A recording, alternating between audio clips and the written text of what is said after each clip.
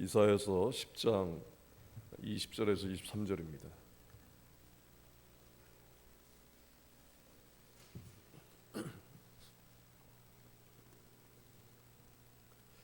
이사야서 10장 20절에서 23절까지 말씀을 함께 봉독하겠습니다.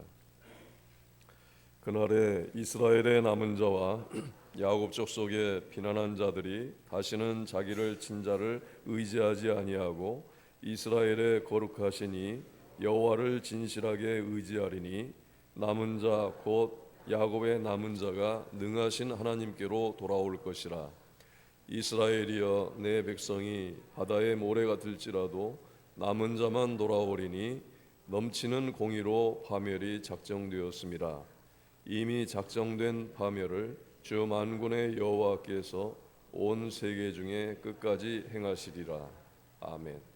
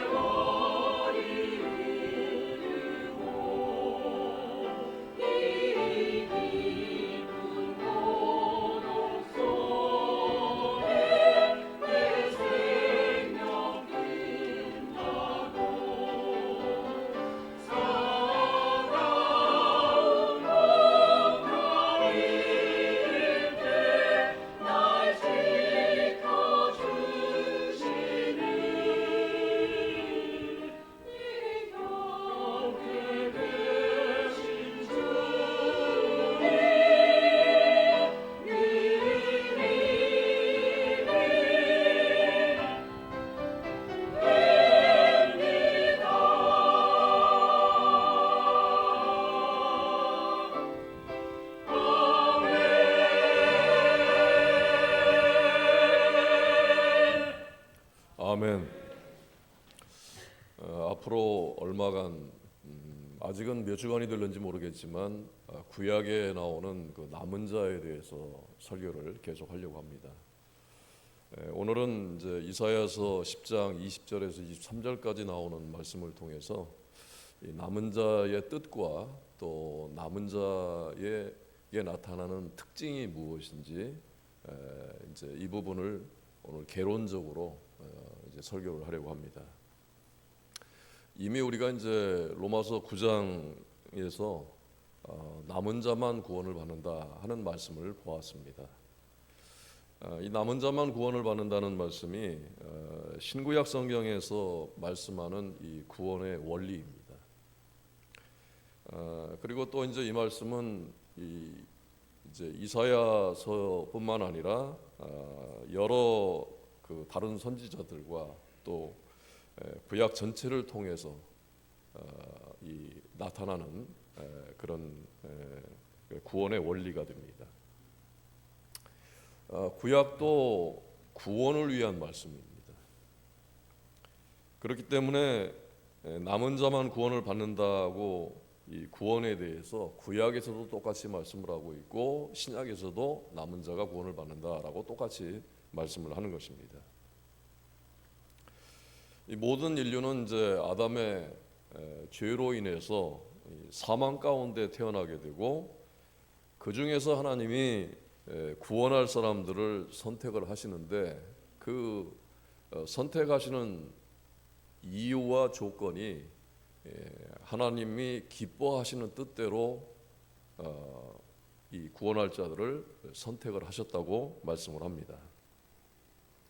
그래서 이 하나님의 선택을 받은 사람들이 남은 자인데 이 구약에서는 이제 그 남은 자가 이스라엘의 그 조상들과 또 그 후손들의 이 국한되어서 이제 그 표현이 되고 있습니다.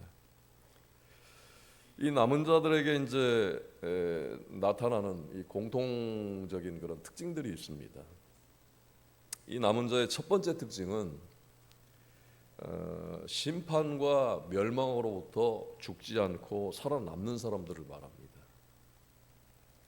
예를 들면 노아의 홍수 심판, 그리고 소돔과 고모라의 심판, 그리고 또 이제 바벨론의 침공으로부터 유다 왕국이 멸망하지 않고 죽지 않고 살아남는 사람들을 말합니다. 그러니까 구약에서 그 심판과 멸망의 이 대표적인 세 가지 사건이 노아의 홍수, 그리고 소돔과 고모라의 멸망, 그 다음에 유다 왕국의 멸망, 이렇게 이제 세 가지로 그 심판을 상징을 합니다. 이 남은 자가 어떤 상황이나 또 어떤 사람들로부터 이 남는 자가 성립이 되려면, 그러면 어떤 상황으로부터 또 어떤 사람들 가운데서 남는 자가 되어야 되는데, 그러면 이 남는 자들은 하나님께서 누군가를 선택하셨다, 누군가를 예정하셨다 하는 것이 이 전제가 되어야 남는 자가 성립이 되는 것입니다. 그래서 이 남는 자에게는 반드시 하나님의 예정과 하나님의 선택이라고 하는 하나님의 예정과 선택이라고 하는 이 원리가 적용이 되어야만 하는 것입니다. 나단 선지자를 통해서 밧세바와 이 부정한 일을 하고, 그리고 그 남편 우리아를 죽게 한 이 다윗에게 하나님께서 나단 선지자를 보내십니다. 그래서 다윗의 죄가 드러나게 됩니다. 사무엘하 7장 13절에 다윗이 나단에게 이르되 내가 여호와께 죄를 범하였노라 하매 나단이 다윗에게 말하되 여호와께서도 당신의 죄를 사하셨나니 당신이 죽지 아니하려니와. 하나님의 뜻은 다윗이 그렇게 크나큰 죄를 지었음에도 불구하고 그 죄를 용서하시고 죽지 않게 한다 하는 것을 나단 선지자를 통해서 알려주시고 선포하는 것이 하나님의 뜻이었습니다. 하나님께서 이 다윗을 창세전에 남은 자로 예정을 하셨기 때문입니다. 그래서 그가 큰 죄를 지었음에도 불구하고 하나님은 불변하시는 분이시기 때문에, 작정을 바꾸시는 분이 아니시기 때문에 죄를 지었지만 처음부터 다윗을 남은 자로 예정을 해놓으셨기 때문에 그 남은 자의 신분, 남은 자의 그 위치가 변하지 않도록 하나님께서 나단 선지자를 통해서 그를 그 죄 가운데서 끌어내신 것입니다. 욥기 2장에 보게 되면 사단이 욥을 시험을 하는데 욥이 넘어가지를 않습니다. 그러자 이제 사단이 하나님 앞에 나와서 이렇게 말을 합니다. 주님께서 손을 들어서 그의 뼈와 살을 치시면 그는 당장 주님 앞에서 주님을 저주하고 말 것입니다. 그러자 하나님께서 사단에게 이렇게 말씀하십니다. 그렇다면 그를 너에게 맡겨보겠다. 그러나 그의 생명만은 건드리지 말아라. 사단이 모든 방법을 통해서 욥을 치는 것을 하나님께서 허락을 하셨지만 그러나 그 욥의 생명만큼은 사단에게 넘겨주시지 않으신 것입니다. 이렇게 남은 자는 하나님의 선택 속에서 하나님의 권한 아래 있는 것입니다. 남은 자에게 나타나는 두 번째 특징은 하나님의 불변하심, 하나님의 불변성이 적용되는 것입니다. 우리 인간은 어떻습니까? 가변적입니다. 어제 결정했던 것이 오늘 바뀔 수가 있어요. 그 바뀌는데 타당한 이유가 있습니다. 어제는 그랬지만 오늘은 이거를 바꿔야 되겠어. 그렇게 해서 바꿉니다. 그런데 하나님의 뜻은 바뀌지 않습니다. 오늘 찬송에도 그렇게 되어 있죠. 내 주와 맺은 언약은 영불변하시니. 하나님은 변하지 않습니다. 하나님께서 우리를 구원하시기로 작정하셨다면 그러면 그 작정에 변동이 있느냐 하는 거예요. 여전히 많은 사람들이 이렇게 말을 합니다. 하나님은 절대자이시며 전능하신 분으로서 변함이 없으신 분이시다. 하나님은 우리를 절대로 버리지 않으신다. 그러나 인간이 하나님의 손을 놓게 되면 그러면 구원에서 심판으로 떨어질 수 있다라고 말을 합니다. 자, 이 말은 무슨 말이냐면 하나님은 변하지 않으시는데 전지전능하신 분이신데 인간에 의해서 하나님의 작정이 변하게 된다는 말입니다. 불변하시는 하나님의 능력이 인간의 능력보다 하나님이 무능력하시다는 것입니다. 전능하신 하나님이 나를 절대로 버리지 않으시는데 그런데 내 편에서 하나님의 손을 놓는다. 내가 하나님을 떠나간다. 그러면 심판으로 떨어질 수 있다. 그러면 그 구원이 누구에 의해서 결정이 나는 것입니까? 하나님은 불변하신 분이고 변함이 없으신 분인데 사람에 의해서 사람의 선택에 의해서 그 하나님께서 불변하시는 그 예정이 작정이 사람에 의해서 바뀐다라는 것이에요. 그러면 하나님은 인간보다 무능하신 분이에요. 있을 수가 없는 일입니다. 이렇게 생각하는 이유는요. 인간 자신이 가변적인데 이렇게도 변하고 저렇게도 변하는데 그 자기 입장에서 하나님을 판단하는 거예요. 전에도 말씀을 드렸지만 성경을 읽을 때 내 입장에서, 내 경험에서, 내 생각, 내가 갖고 있는 틀 가지고 성경을 읽으면 성경을 읽을 수가 없어요. 그 뜻을 알 수가 없습니다. 그거 다 버리고요, 성경에서 성경을 읽어야 되는 것입니다. 민수기 23장 19절에 하나님은 사람이 아니시니 거짓말을 하지 않으시고 인생이 아니시니 후회가 없으시도다. 어찌 그 말씀하신 바를 행하지 않으시며 하신 말씀을 실행하지 않으시랴. 이 신구약 성경을 일관되게 관통하고 있는 이 구원 복음의 원리가 하나님의 예정입니다. 그리고 하나님의 뜻은 변하지 않는다는 거예요. 영원 불변하신 것입니다.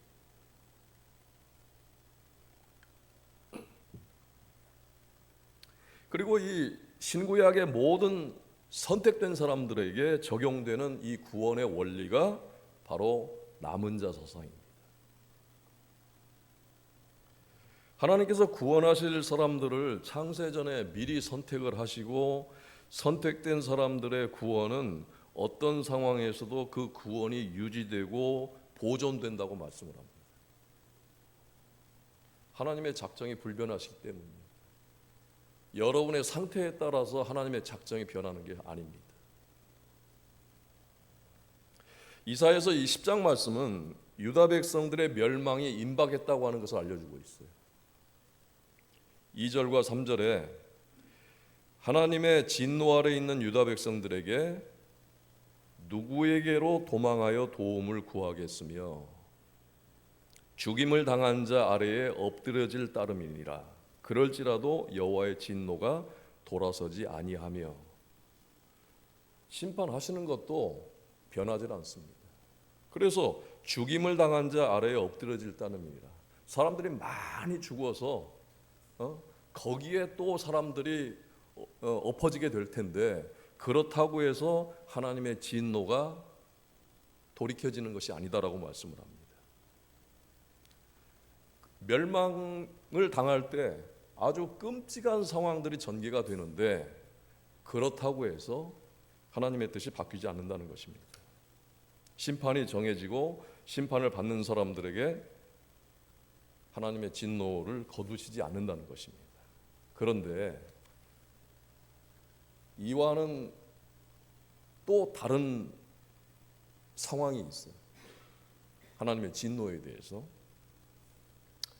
하나님의 자녀들, 하나님의 예정 가운데 있는 자녀들이 죄를 짓습니다. 악을 행해요. 그래서 하나님의 진노 아래 놓이게 됩니다.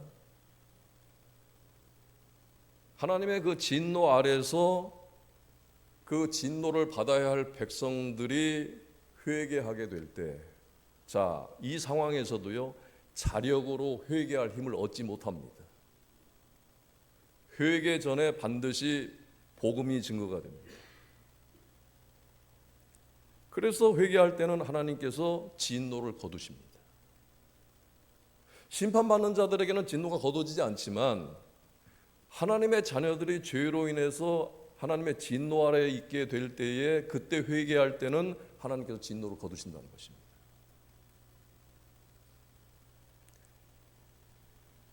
진노 아래에 있는 하나님의 자녀들을 회개를 통해서 하나님이 진노를 거두시는 이유는 그들이 비록 죄악 가운데 있지만 하나님께서 구원하시기로 작정을 하셨기 때문에 그들로 하여금 회개케 해서 구원의 은혜를 회복하기 위해서 성령님께서 역사를 하시는 것입니다.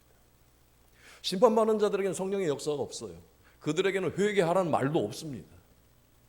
회개하라는요, 오직 하나님의 자녀들에게만 주신 거예요.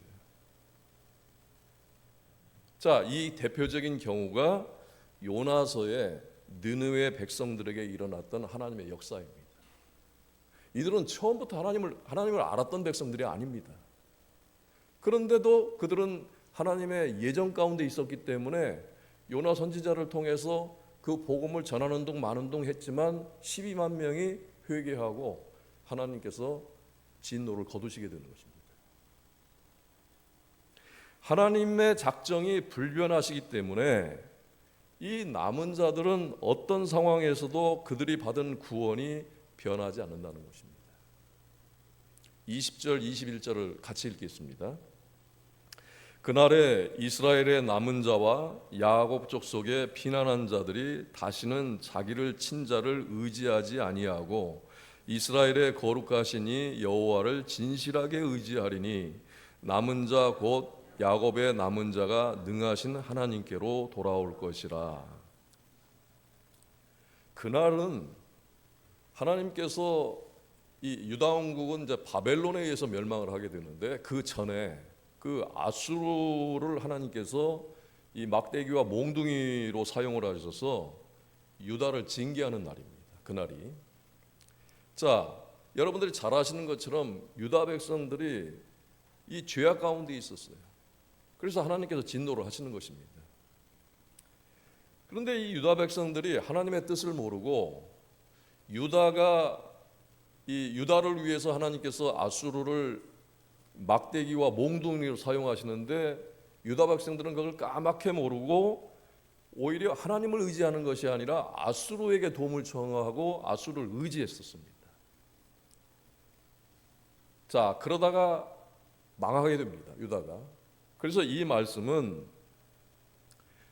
더 이상 아수르를 의지하고 그들에게 도움을 청하는 것이 아니라 이 경험을 통해서 유다 백성들이 오직 하나님만을 진실로 의지하게 될 것이다 라고 한 그 예언의 말씀이 되는 것입니다. 오직 하나님만 의지한다. 그게 어떤 사람들입니까? 멸망한 사람들은 이제 세상을 다 떠났어요. 나중에 있을 이 사람들이 바로 남은 자들입니다.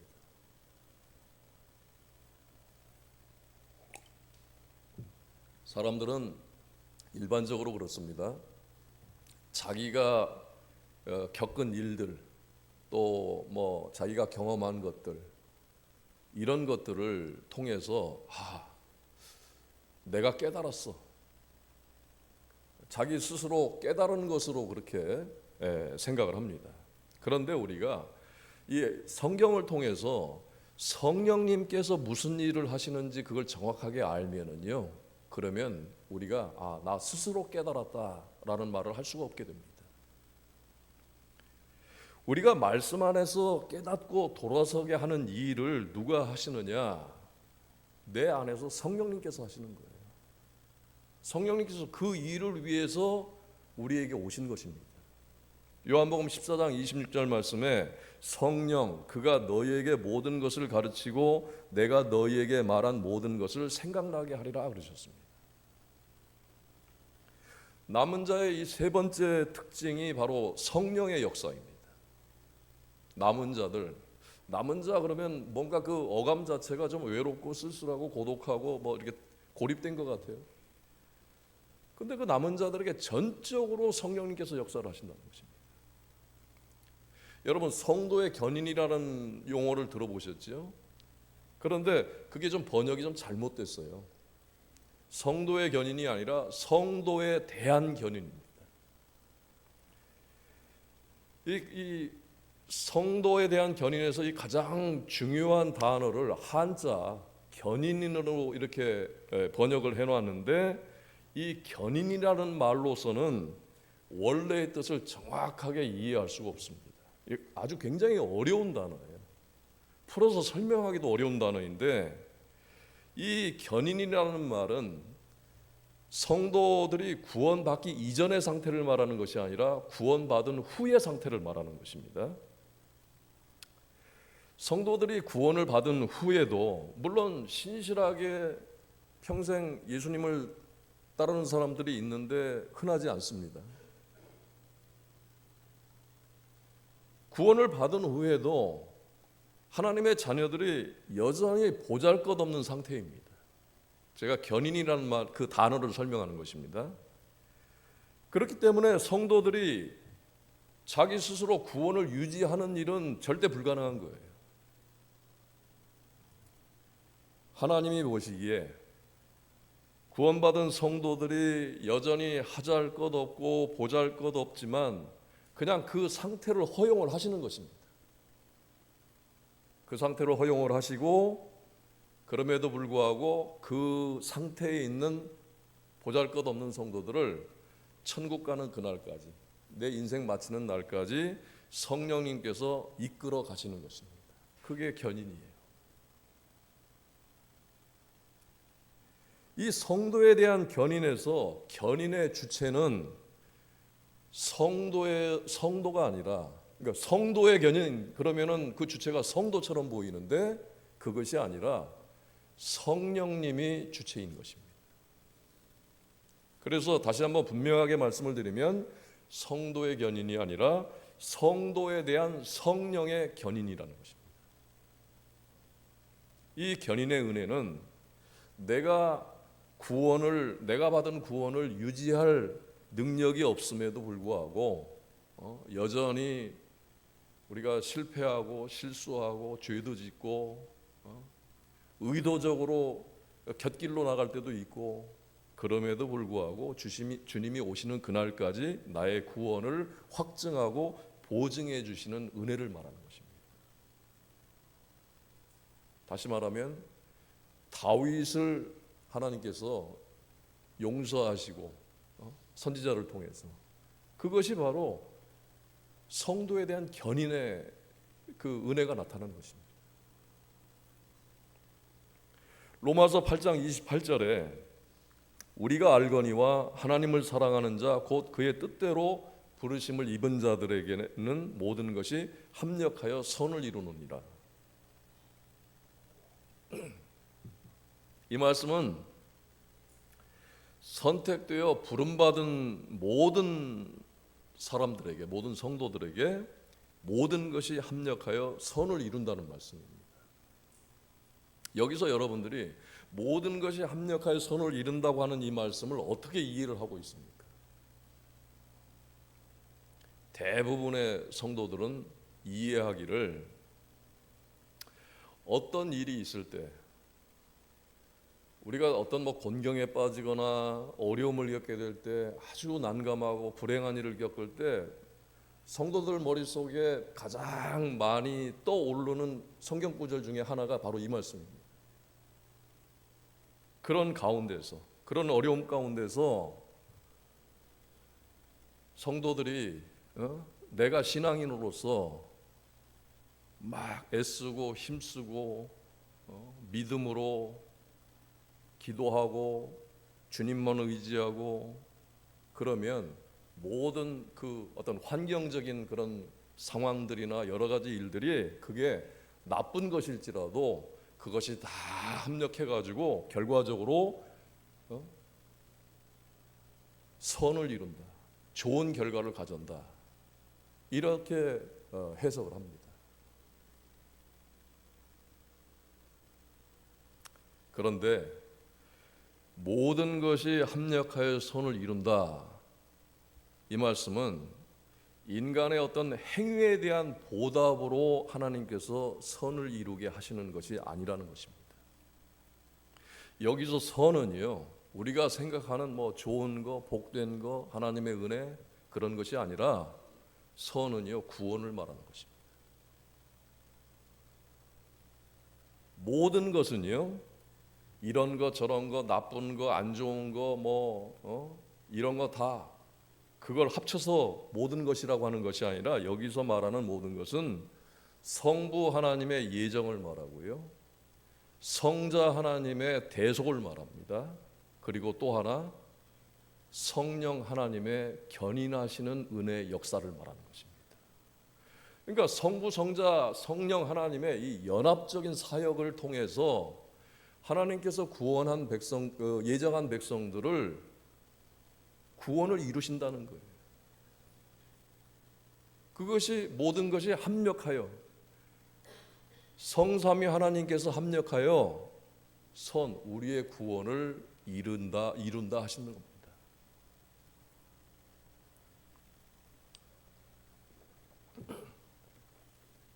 여러분, 로마서 8장을 한번 펴십시오. 로마서 8장 29절입니다. 신약성경 250면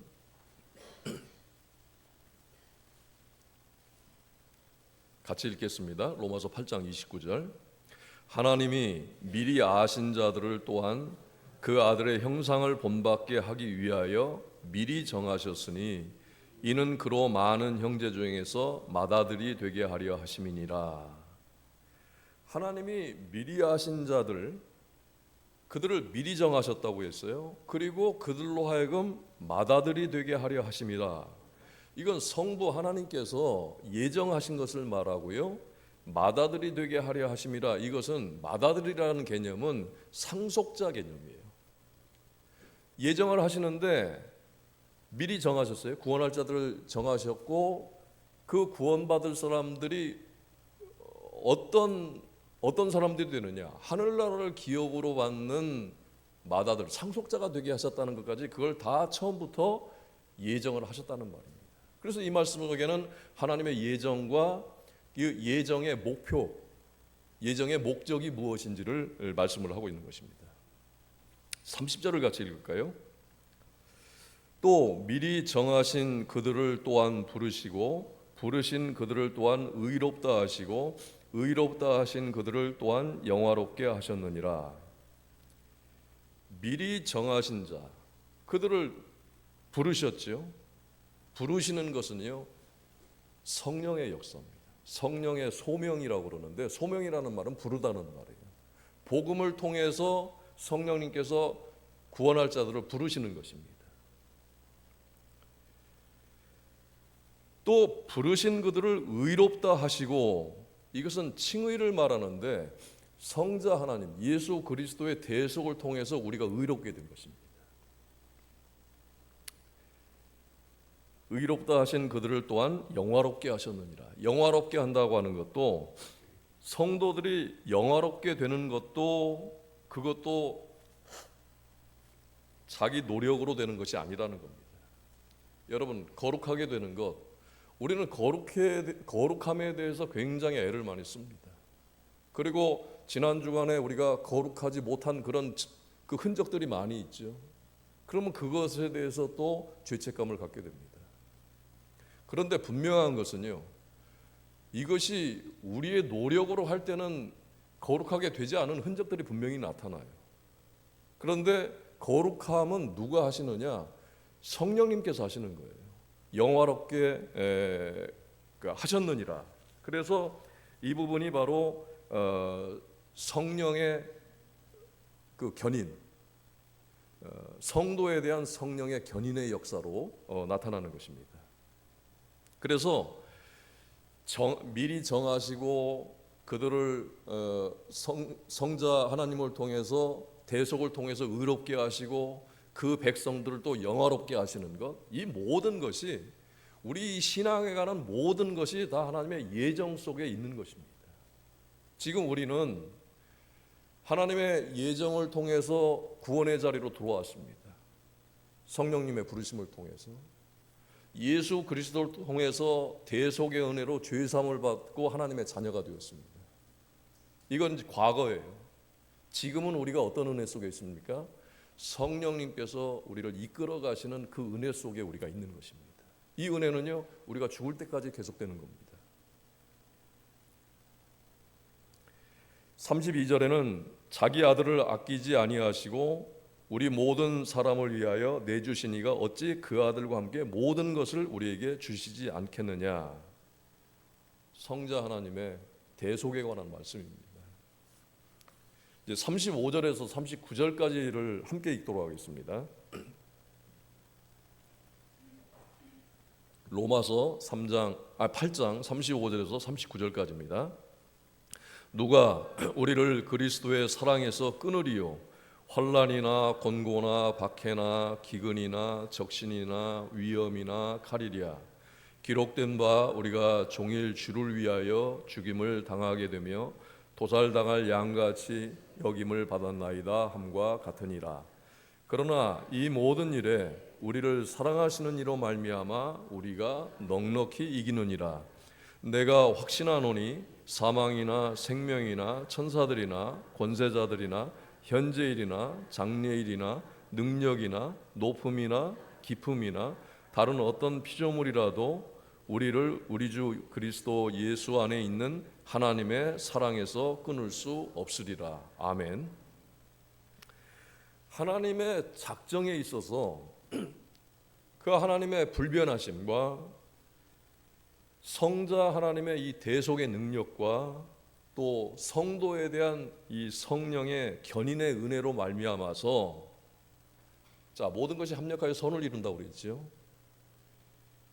그 어떤 것도 하나님에게서 우리를 끊을 수 없다라고 말씀을 합니다. 특이하게도 28절도 그렇지만 이 로마서에 있는 이 8장 이 35절부터 39절 말씀도 우리가 어떤 곤경에 처했을 때 아프고 힘들 때 이 말씀을 먼저 떠올립니다. 그래서 우리가 그런 곤경을 겪더라도 어떤 어려움을 겪더라도 하나님의 은혜에서 끊어지지 않는다. 좀 이 본질에 의한 어떤 이 해석을 하는 것이 아니라 자기 상황, 자기 형편에 비추어서 이 말씀을 해석하는 경우가 많이 있어요. 여기서 끊을 수 없다, 하나님의 사랑에서 끊을 수 없다라고 하는 것은요, 구원에서 떨어지지 않는다라는 말입니다. 어떤 경우에도 35절에서 우리가 함께 39절까지 함께 읽은 이유가 세상의 어떤 환경 가운데서도 무슨 일이 일어나도 하나님의 사랑에서 우리를 끊을 수 없다. 구원이 변하지 않는다라는 말씀입니다.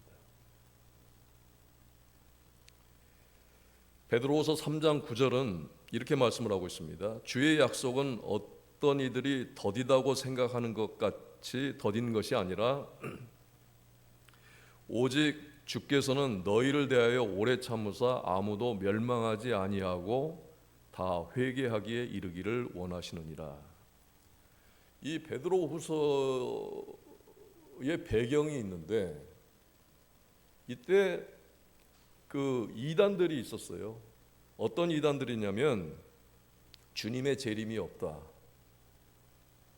그렇게 주장하는 이단들이 있었는데 그 이단들의 주장에 교인들이 현혹이 되어서 그쪽으로 넘어간 사람들이 있었어요. 베드로후서가 바로 그들에 관한 말씀입니다. 그들에 대해서 이 3장 9절에서 이렇게 말씀합니다. 주께서는 너희를 대하여 오래 참으사, 넘어간 사람들을 말하는 겁니다. 그러면서 아무도 멸망하지 아니하고, 이단 가운데 넘어갔음에도 불구하고 아무도 멸망하지 않는다는 거예요. 그러면서 단 조항이 있어요. 다 회개하기에 이르기를 원하시느니라. 이 말씀은 하나님의 자녀로 선택이 되었지만 지금도 마찬가지입니다. 하나님의 선택된 백성들 가운데도요, 이단으로 넘어가는 사람들이 있어요. 그리고 요즘 유행하는 말이죠. 가나안 교인이라고 그러죠. 교회 나가지 않는 가나안 교인들. 이들 가운데도 하나님의 선택된 백성들이 많이 있습니다. 어쩌면 교회 안보다 밖에 있는 사람들이 더 많을지도 몰라요. 이들이 이단의 가르침에 미혹이 되어서 주님의 재림이 없다. 그리고 거기에 빠져들었습니다. 이들뿐만 아니라 하나님을 등지고 떠난 사람들이 있어요. 자기 멋대로 사는 사람들이 있습니다. 죄도 짓고 악도 행하고 그런 사람들이 있어요. 그런데 그 사람들, 이 성경에서 너희를 대하여라고 되어 있지요. 그 사람들은 하나님의 선택을 받은 사람들이기 때문에 이들을 끝까지 방치하지 않으신다는 거예요. 죄 지었다고 해서 죄의 길로 가도록 끝까지 심판의 자리에 가도록 그냥 하나님께서 방치하신다는 것이 아니라는 것입니다. 그러면 롯도 구원하지 말으셨어야 돼요. 하나님을 모르는 니느웨 백성들도 그냥 놔두셨어야 돼요. 그들을 끝까지 방치 않으시고 그들이 돌아오도록 하기 위해서 회개의 기회를 주시는 것입니다.